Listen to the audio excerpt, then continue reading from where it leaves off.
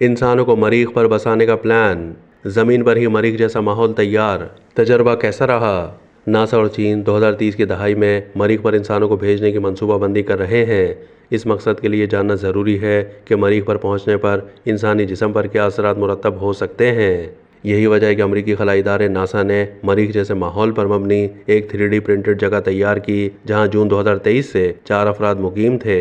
اب 1 سال سے زائد عرصے کے بعد یہ چاروں افراد مریخ جیسے اس ماحول سے باہر آ گئے ہیں۔ اس تجربے کا مقصد یہ جاننا تھا کہ مریخ پر طویل دورانی کے مشن سے انسانی جسم اور ذہن پر کیا اثرات مرتب ہو سکتے ہیں۔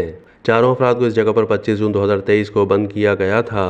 اسے crew health and performance exploration analog study کا نام دیا گیا اور ہیوسٹن کے جانسن اسپیس سینٹر میں اس مقصد کے لیے ایک خصوصی مقام تیار کیا گیا۔ 378 دن کے بعد یہ افراد مارس ڈیون الفا نامی اس مقام پر مقیم رہے اور وہاں چہل قدمی سمیت دیگر سرگرمیوں جیسے سبزیوں کی کاشت، آلات اور رہنے کی جگہ کی مرمت کا حصہ بنے۔ چاروں افراد کو مختلف مشکل حالات جیسے زمین سے رابطے میں تاخیر اور محدود وسائل کا بھی سامنا کرنا پڑا، کیونکہ خلا بازوں کو مریخ پر ان حالات کا حقیقت میں سامنا ہوگا۔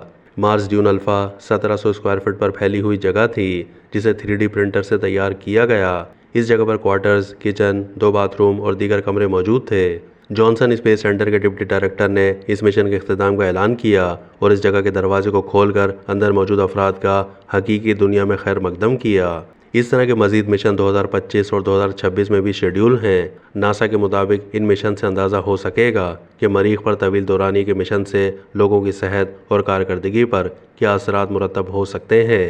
خیال ہے کہ اسپیس ایکس کی جانب سے اسٹار شپ راکٹ تیار کیے جا رہے ہیں جو انسانوں کو مستقبل قریب میں چاند اور مریخ پر لے جائیں گے۔ اسپیس ایکس کے مالک ایلون مسک تو انسانوں کو مریخ پر بسانے کے بھی خواہش مند ہیں۔